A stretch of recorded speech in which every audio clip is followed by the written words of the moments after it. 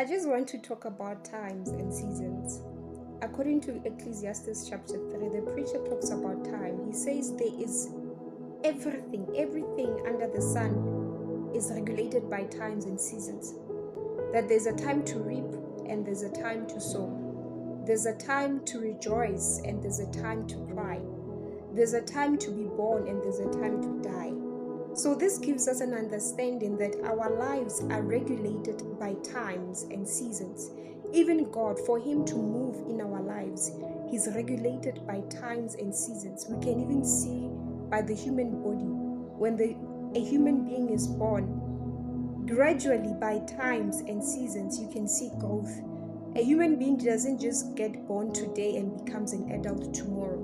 It takes time. It takes a season.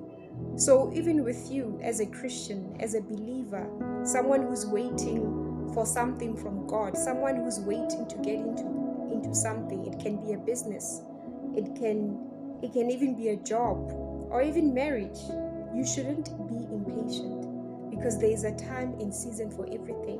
When the time is right, you will get into that very thing that you were waiting for. You will receive that very thing that you were waiting for. The problem comes in when you get impatient.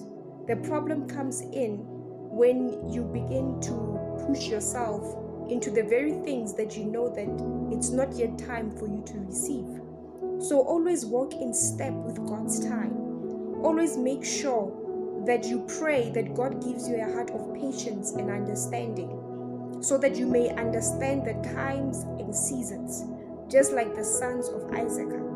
They understood the times and seasons. So ask God to give you that heart. Ask God to give you understanding. And even during your waiting season, you don't just wait. You prepare for that very thing that you want from God. You prepare for that very thing that you've been expecting from Him. Because you can never enter into a marriage where you know that you still have traumas from your side, from your past that are still haunting you. You can never expect to be a mother when you know that you still have unresolved issues, maybe anger issues, that you get to be impatient with kids.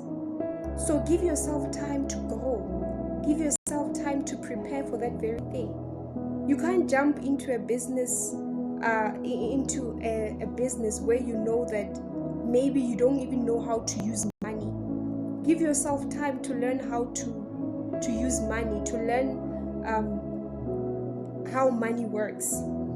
So sometimes you don't receive certain things in life because it's just not yet time.